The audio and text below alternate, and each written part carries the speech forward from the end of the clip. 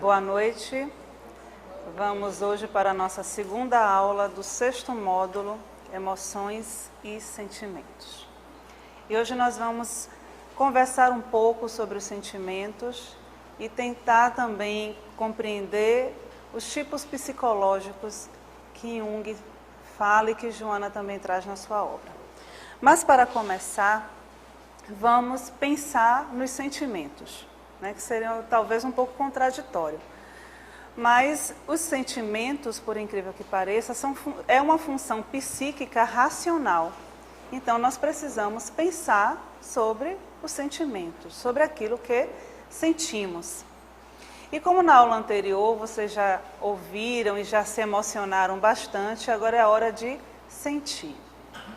Então, para começar, Joana de Ângeles traz que os sentimentos são as vivências do que é percebido pela emoção de maneira consciente, enquanto emoção é o efeito espontâneo do organismo a qualquer ocorrência. A emoção produz o sentimento que passa a ser o júbilo ou o constrangimento, a expectativa ou a frustração. É muito comum que tenhamos uma confusão, que façamos uma confusão entre o que é emoção e sentimento ou pensemos ser a mesma coisa. Mas é interessante pensar assim, a emoção, ela não passa pela razão. Então a emoção, ela mexe com os nossos afetos. Então normalmente, quando somos tocados pela emoção, ativamos os nossos complexos. Então, quando temos aquela emoção, né, que vem, ninguém pensa assim, vou ficar agora com raiva, e fica.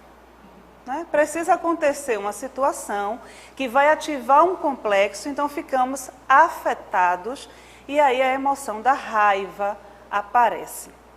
O sentimento, como a própria mentora traz, ele é a vivência daquela emoção. Então, depois que eu sinto e que ativa, tanto que quando somos afetados por essa emoção, temos uma reação também orgânica. As mãos ficam geladas, taquicardia, as pernas ficam trêmulas. Mas o sentimento não, o sentimento ele é calmo, porque ele já é elaborado e é passado pela consciência. Então a vivência daquela emoção se torna um sentimento.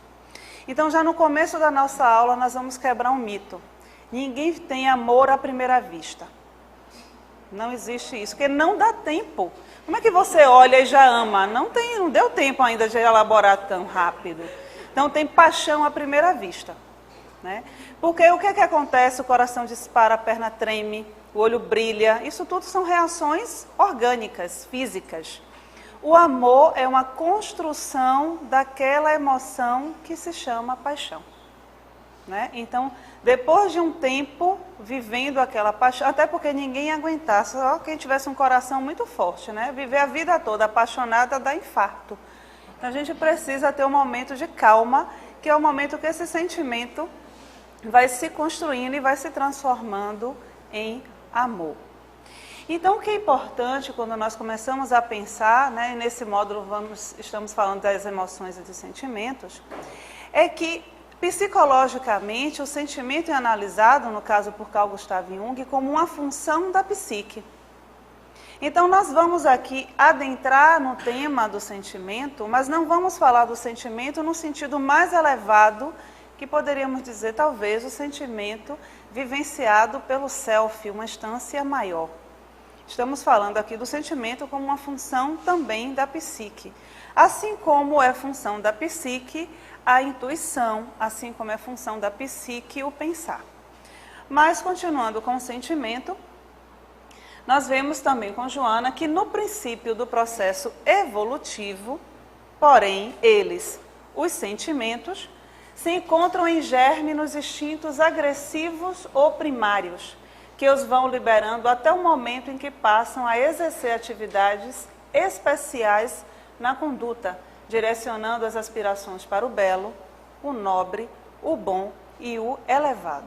E é interessante a gente perceber que no princípio do processo evolutivo, o sentimento já se apresenta, mas ele só é elaborado com o passar do tempo, porque ele precisa da consciência.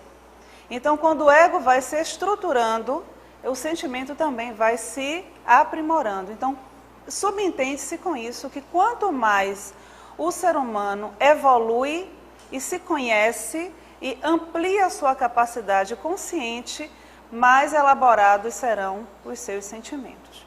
Então, no começo, né, nós vemos, por exemplo, a onça que lambe o filhote. É muito interessante a gente perceber isso nos primatas, né, com o cuidado com a cria, né, e que parece mesmo um ser humano, e ali já há todo um ensaio, todo um movimento embrionário do sentimento.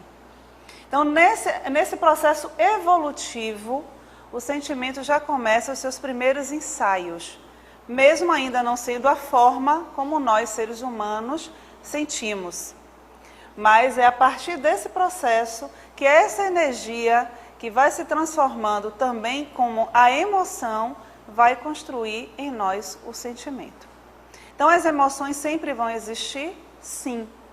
E essas emoções vivenciadas, elas vão se transformando em sentimentos, sejam eles nobres ou não.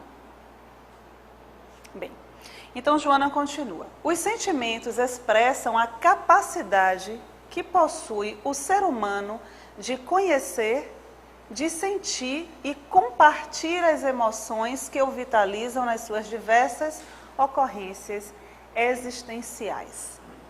E a partir daqui a gente começa a perceber também o sentimento, se falamos, por exemplo, o amor, que é um sentimento que todos nós sentimos em uma dimensão ou noutra. Todos eles, para a sua manifestação, é necessário e será diferenciado conforme as experiências e a capacidade evolutiva de cada ser. Então, aqui nós começamos a perceber o que Jung, daqui a um pouco mais, vai trazer como função psíquica. Porque nós somos seres muito diferentes. E até a nossa capacidade de sentir é diferenciada.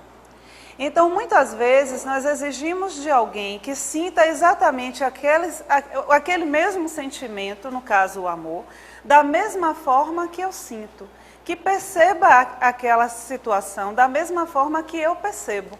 E isso não é possível, porque somos diferentes emocionalmente, como ela coloca, né? Porque é a partir disso que eu compartilho também as minhas emoções. Somos diferentes psicologicamente, somos diferentes na nossa condição como espíritos. Então, o meu processo evolutivo, a minha condição e a minha capacidade de perceber o mundo também vai ditar a forma como eu sinto. Então, o meu sentimento, assim como também outras funções, ela vai modificar e vai ser modificada dependendo da vivência e das experiências de vida nessa encarnação e também das experiências de vida de uma outra encarnação. Mas o que é importante a gente perceber é que tanto um quanto o outro, no caso, sentimento e emoção, eles caminham juntos. Quanto mais elaborado, e eu torno a dizer, são os meus sentimentos, maior é a minha condição consciente. E se eu estou com a consciência mais amplificada, as minhas emoções também serão bem elaboradas. E a partir da vivência daquela emoção, eu vou aprimorando também os meus sentimentos, a minha capacidade de sentir. Então, apesar do alto significado que possuem os sentimentos, torna-se necessário que a razão sempre os conduza, de forma que não se transformem em desarmonia. Então, por isso que é interessante a gente pensar que o sentimento é racional. Não no sentido frio da razão, mas no sentido de que é necessário que a consciência participe do processo. Nós podemos imaginar, por exemplo, um animal, um cão. Um cão, quando ameaçado, ele reage, e normalmente reage com uma emoção muito próxima da nossa, quando somos também ameaçados. Raiva. Mas não dá para a gente dizer que um cão, a partir de um determinado tempo, vai começar a transformar tudo aquilo em sentimento, porque falta ao cão a capacidade de tomar consciência. E isso é um atributo do ser humano. Então, tomar consciência faz com que aquelas emoções vividas de forma repetida se transformem em sentimentos. Então, quando nós começamos a pensar nisso e vamos fazendo as pontes, não só com a doutrina espírita, mas também com a própria proposta de Jung, nós começamos a perceber, né, diante de tantos módulos e tantas aulas que nós já tivemos, que chega um ponto que nós, como seres individuais, e que estamos começando a perceber as nossas diferenças, as nossas sombras, as nossas qualidades, e nos relacionamos com os outros, as nossas dificuldades são reais e que acontecem. Então, muitas vezes nós dizemos assim, não, tudo bem, eu não vou mais ficar observando o defeito do outro, porque eu já aprendi que o defeito do outro que me incomoda pode ser algo em mim. Mas se isso continua a acontecer, o que é que dificulta a nossa compreensão, muitas vezes, da relação ou na relação com o outro? Então, é nesse sentido que nós vamos também nesse módulo falar dos tipos psicológicos. E é aquele primeiro ensaio nosso para que percebamos que somos diferentes, percebemos o mundo diferente, sentimos o mundo de forma diferente, pensamos de forma diferente. E isso vai trazer e vai concluir cada vez mais a nossa individualidade.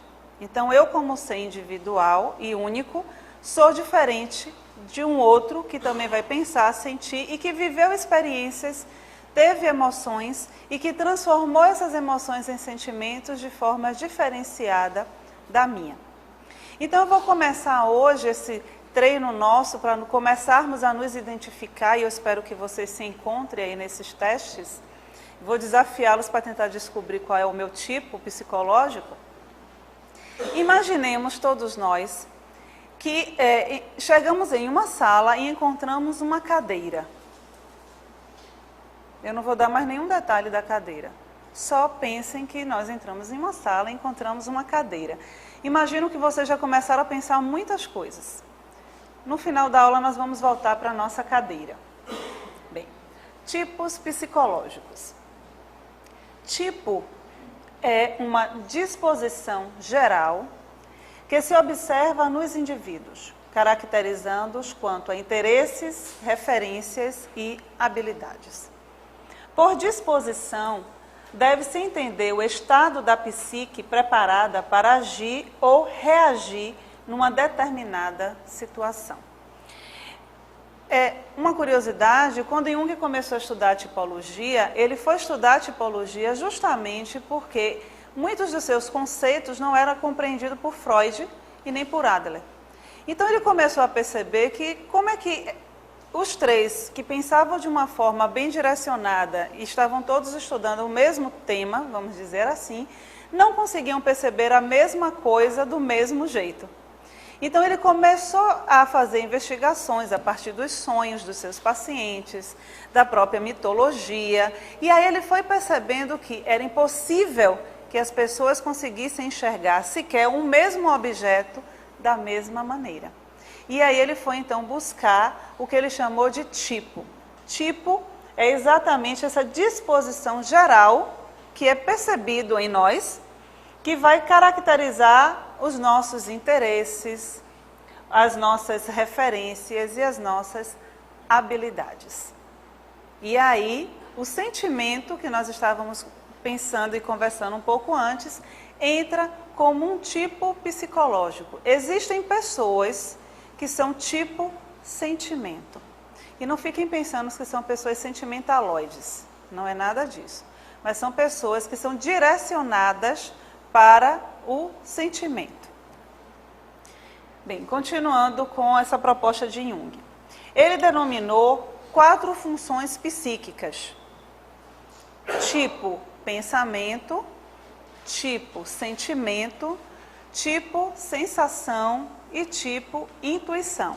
Então seríamos como se todos nós estivéssemos divididos nesses 4 grupos. Aqueles que são pensamento, tem na sua consciência, isso nós estamos falando de função consciente, tem no seu inconsciente o oposto ao pensamento, que é o sentimento. Aqueles que são na consciência, no seu movimento, na sua forma de agir na vida consciente, Tipo intuição tem no inconsciente o oposto, que é a sensação. Então sempre vai ter uma função que predomina na nossa forma de agir e na nossa sombra tem o oposto àquela função. Então assim, qual é a importância disso tudo? A importância disso, como nós já vimos um pouco antes, é que quando eu me dou conta de qual é a função que predomina no meu jeito de ser, eu tenho uma pista daquela outra função que se encontra na minha sombra e que eu preciso desenvolver. É possível termos todas atuando igualmente? Não, porque elas precisam ter a sua compensação. Mas é uma grande oportunidade para que eu possa desenvolver habilidades que eu não utilizo na minha vida, no meu dia a dia. Bem, e com isso, Jung foi perceber também que apesar de existirem pessoas, pensamento, por exemplo, existiam dentro desse grupo pessoas diferentes. Então ele foi perceber que a energia psíquica, a libido, de alguns é direcionada para fora, de outros é direcionada para dentro. E aí ele deu o nome de aquelas pessoas que a sua energia toda se movimenta para fora, são os extrovertidos. E aquelas pessoas que a energia psíquica está direcionada para dentro, são os introvertidos. E aí a gente precisa também ter o cuidado para não achar que extrovertido é aquela pessoa extremamente simpática e falante, e que introvertido é a pessoa tímida. Não é isso. Mas nós vamos continuar para que vocês não fiquem olhando para mim, dizendo eu não estou entendendo nada que ela está falando, né? Vamos desmistificar. Então, o primeiro passo no nosso processo de autoconhecimento, né, dentro dessa proposta da tipologia junguiana, é percebermos se somos extrovertidos ou introvertidos. Então, vocês já comecem, vocês estão fazendo aí o teste de vocês, vamos ver quem é extrovertido e quem é introvertido. Os extrovertidos caracterizam-se pelo interesse pelo objeto externo. Lembram da cadeira? Bem, quando eu falei da cadeira, provavelmente os extrovertidos aqui viram logo uma cadeira, imediatamente, né? Mesmo sem eu ter dado nenhuma pista dessa cadeira. Então, todo o seu interesse está para fora. Todo o mundo externo é muito atraente para o tipo extrovertido, né? Tudo ele se interessa pela responsabilidade e pela pronta aceitação dos acontecimentos externos. São pessoas que lidam muito bem com tudo o que está acontecendo no mundo de fora. Principalmente, até porque o mundo de fora é melhor do que o mundo de dentro para os extrovertidos.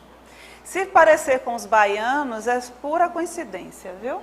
Bem, pelo desejo de influenciar e de ser influenciado pelos acontecimentos. Baiano nem é assim, né? Canta uma música, já vira festa de largo, né? Mas vamos lá, vamos continuar. Pela necessidade de aderir e de estar com. Pela capacidade de suportar o alvoroço, nem parece com o povo daqui, né?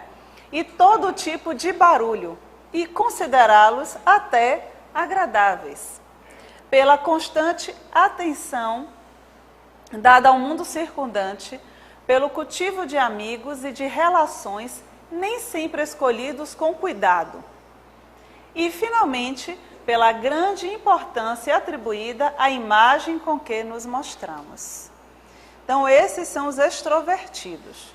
Então os extrovertidos são essas pessoas que têm uma relação muito intensa com o mundo externo, né? Então, o barulho não incomoda, o movimento, as festividades, são pessoas muito amigáveis. Então, todo esse movimento para fora vai significar uma extroversão. Então, a minha energia psíquica sempre está direcionada para o objeto externo. Por isso, a condição de estar preocupado, às vezes, com a imagem que passa. O que será que estão pensando de mim? O que será que vão achar se eu fizer isso? Então, há uma preocupação com o ambiente circundante, o ambiente externo. Bem, agora os introvertidos. A introversão é uma atitude que eleva o pensar, sentir e agir de modo a demonstrar claramente que o sujeito é o fator primário da motivação. A energia da pessoa não está no objeto, está em si. Então, o mais importante não é o objeto externo, mas sim o ser, o indivíduo. Cadê? É o fator primário da motivação. E que o objeto é de importância secundária.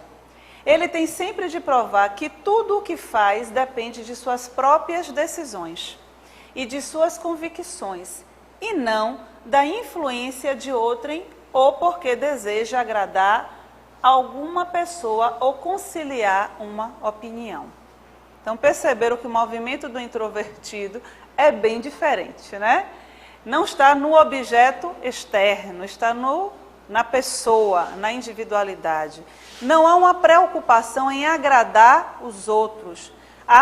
Pelo contrário, uma preocupação de mostrar que tudo que vai ser feito pelaquela pessoa é porque ela quer fazer, é da vontade dela. Então, a sua energia psíquica é voltada para dentro. Agora, no nosso desenvolvimento, lá desde criança, né, nascemos e somos educados por pais que podem ser os dois extrovertidos, os dois introvertidos, ou vice-versa, um introvertido ou extrovertido. Pode surgir a pergunta, como fica na educação quando uma criança é naturalmente introvertida e tem pais extrovertidos? Se a criança não enlouquecer, né, vai ser tudo tranquilo. Mas o que é que pode acontecer? É possível que uma pessoa tenha o seu tipo, a sua energia psíquica, seja direcionada, no caso, para fora, ela seja extrovertida. E que tenha nascido em um ambiente onde essas emoções, onde todo o seu movimento seja reprimido e essa pessoa se torne introvertida? Não. Não. Ela é extrovertida. O que vai acontecer é como Jung vai chamar a atenção. Depois de um tempo sendo reprimida, porque ela não vai poder ser ou demonstrar, por conta do que a gente já ouviu, da persona, de todo o seu movimento de adaptação ao mundo que ela vive, o que vai acontecer depois de um tempo é o que a gente chama da neurose. Então, depois essa pessoa vai desenvolver um sintoma. É comum, por exemplo, em alguns casos, não em todos, é claro, na depressão, a gente pode perceber exatamente isso.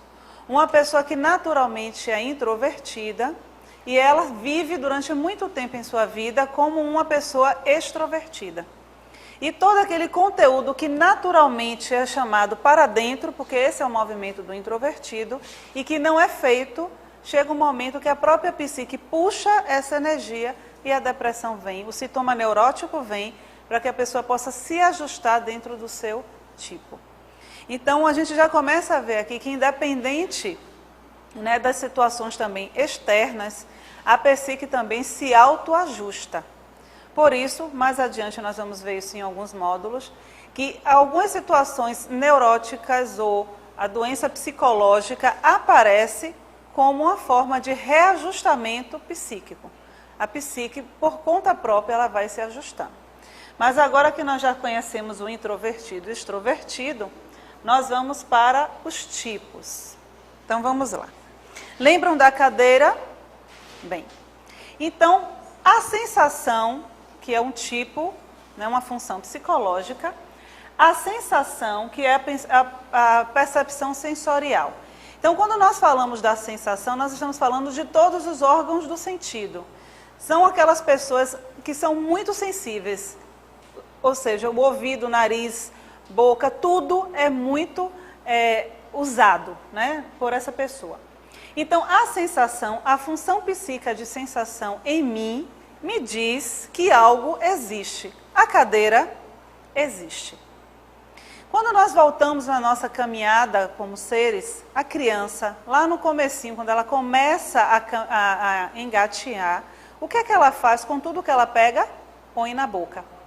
Então, a gente consegue perceber na criança muito pequena a sensação. Então, tudo ela vai tocar, ela põe na boca, ela cheira. Então, nesse ensaio, essa função começa a ser desenvolvida. Então, no início da nossa vida, né, descobrindo o mundo, a sensação aparece. Então ela me diz que existe algo, existe ali uma cadeira. A função pensamento vai me dizer o que é aquilo. É uma cadeira. A criança naquela fase que pergunta por quê? Por quê? É a função pensamento começando a ser desenvolvida. Então a criança agora que já experimentou tudo, né, ela experimenta tudo mesmo, literalmente, agora ela começa a perguntar o porquê das coisas. Depois disso vem a função sentimento. E o sentimento vai me dizer se aquilo é agradável ou não. Então o sentimento é uma função que me traz valores, julgamento. Sabe aquela fase que a criança começa a assistir os desenhos de heróis e aí ela sabe quem é do bem e quem é do mal? É a função sentimento que começa. A bruxa é má, a princesa é boa, aquela cadeira é boa, aquela outra não. Então a função sentimento é o que vai me dizer se aquilo me é confortável ou não. Vamos pensar na nossa cadeira. Alguém traz uma caixa. E aí somos nós, estamos todos nós aqui, cada um com sua função predominante. Os sensação já começa a ficar, o que será aquilo? São os mais curiosos, né? Os pensamentos vão ficar tudo assim, Os sentimentos vai começar a dizer, será que eu vou gostar da surpresa? E aí vem os intuição. A intuição vai nos dizer para onde, de onde vem e para onde vai. Aí a criança que agora já fez todas as perguntas do porquê e já sabe quem é bom e quem é ruim, começa uma nova fase. Mãe, eu nasci como? De onde vêm as crianças? Quando morre, vai para onde? Função, intuição, começando a desenvolver. Depois de tudo isso, nós vamos crescendo e aí por conta das vivências, de todas as nossas experiências, da persona, aí essas funções vão se encaixando e vamos ver qual vai ser aquela que vai predominar na minha forma de ser. Então, na nossa caixa aqui dentro tem uma cadeira, e aí vamos imaginar que se tirou essa cadeira, e uma cadeira muito bonita, acolchoada, com tecido, né, especial, bordado. Então, aqueles que são sensação, vão dizer, uma cadeira, né, e aí já vão sentar na cadeira, aquela coisa toda. Quem é pensamento provavelmente vai ficar pensando, mas por que trouxeram essa cadeira para cá? Qual a intenção que está por detrás dessa cadeira? Esses são os pensamentos. O sentimento vai dizer, mas que linda essa cadeira, que coisa mais fofa, é a fofinha, vai pegar, vai sentir, a sensação vai passar a mão lá no tecido, vai ver se é seda, se é veludo. O intuição vai ficar perguntando, mas quem será que já sentou nessa cadeira? Que século? Será que é alguma rainha, algum rei? E vai ficar, nem vai perceber qual é a cor da cadeira, provavelmente, quando a cadeira for embora. Né? E aí nós vamos percebendo a diferença e provavelmente a manifestação diferenciada das emoções e também dos sentimentos, justamente por conta da minha forma de perceber o mundo e como a minha energia psíquica é direcionada para o mundo.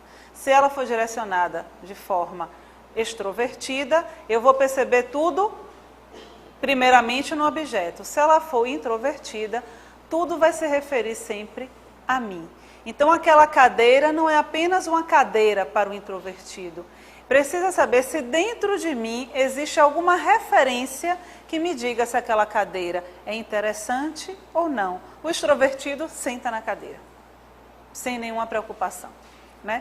Para o sentimento, então nós vamos percebendo que as minhas experiências, por isso que nós dizemos que se você está em um grupo, e esse grupo, vamos imaginar um tribunal de um juiz, e aí as testemunhas oculares, é muito provável que 5 pessoas que tenham assistido a mesma situação narrem de forma diferente. Justamente por conta disso, porque o sentimento vai trazer toda a dramaticidade da cena. A intuição vai deixar todos os detalhes passar. O sensação vai te contar todos os detalhes com riqueza mesmo, né? É capaz de saber até a marca do perfume que a pessoa usava. O pensamento vai trazer todas as intenções que estavam ali, provavelmente por detrás da atitude de cada pessoa. Então, com isso, nós já temos a riqueza, né, que somos. Então, Joana vai chamando a atenção principalmente para a função intuição, né? Diante dessas funções, como eu falei para vocês, no nosso próprio desenvolvimento, a mentora chama a atenção que, analisando a função da intuição proposta por Jung, somos, entretanto, de parecer que a mesma procede do self, como percepção que abre as portas da paranormalidade para a aquisição dos conhecimentos que independem do sentimento, do pensamento e da sensação. E é interessante que os pós-junguianos, no caso Marie-Louise von Franz, quando ela analisa a intuição, em todas as suas análises que ela vai fazer, ela chama muito a atenção dessa função, porque é uma função que não parece depender só da consciência. E ela vai chamar a atenção como a intuição precisa de um olhar mais profundo que vá além da consciência, né? E aí a mentora já traz isso, né, para nós, confirmando que a intuição procede do self. Então são aqueles insights que nós temos em muitos momentos. E pode não parecer tão importante no nosso processo, no nosso desenvolvimento psíquico, mas a intuição, ela é fundamental no nosso processo de crescimento.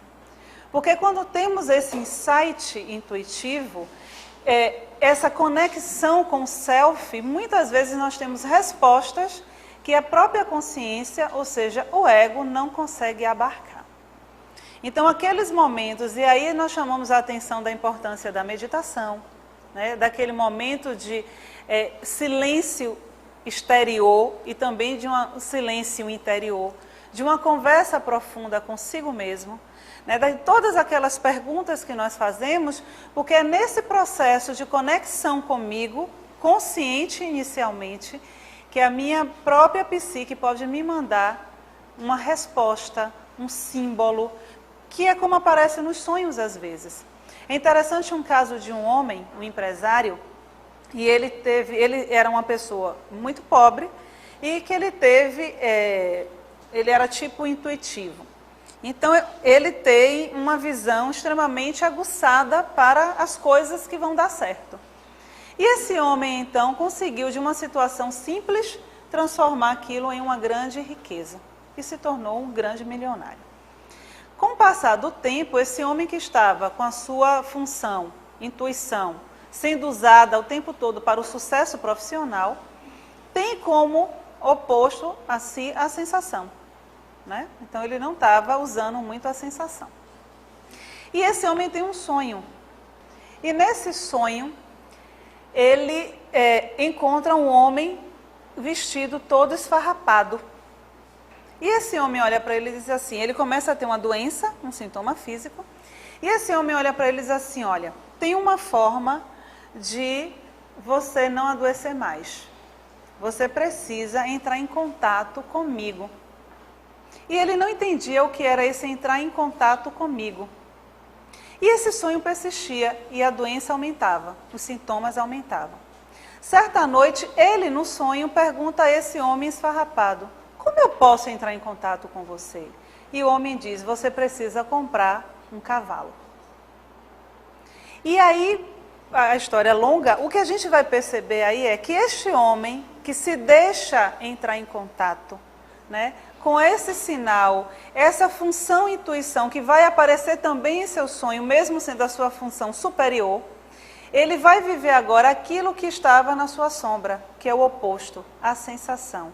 Ele vai entrar em contato com a natureza, ele vai andar na rua descalço, ele vai entrar em contato com as plantas, ele vai construir uma casa num lugar com a natureza pura, ele vai andar simples, e aí a gente começa a perceber a sombra sendo trabalhada e a doença sanada. Porque ele se permitiu ouvir a voz interior.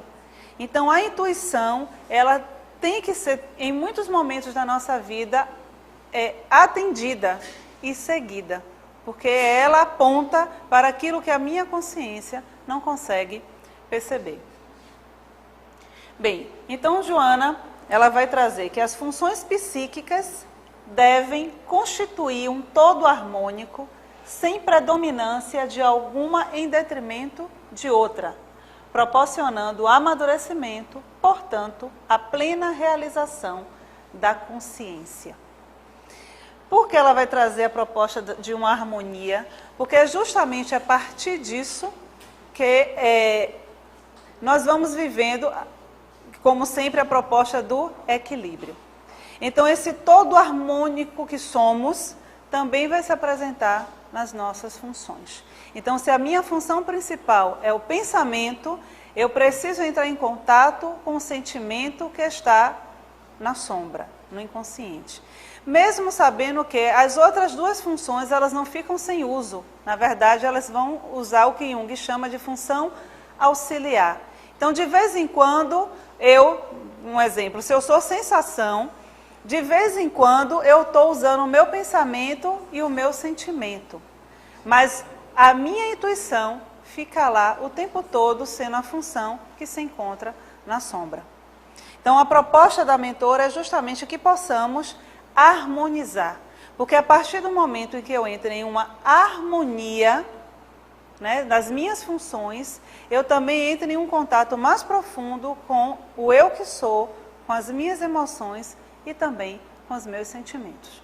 Então, essa é a proposta para que a gente possa, de fato, começar a compreender não só a pessoa ou o indivíduo que sou, mas que agora, a partir de agora, eu também possa perceber que a minha relação com o outro, ela vai ser diferenciada, porque o outro é um ser realmente diferente de mim, que sente, que pensa, que intui, completamente diferente de mim. E para isso, quando eu me compreendo, quando eu me aceito, quando eu me percebo, eu também favoreço que a minha relação com o outro se torne uma relação mais profunda e mais verdadeira. Até a nossa próxima aula.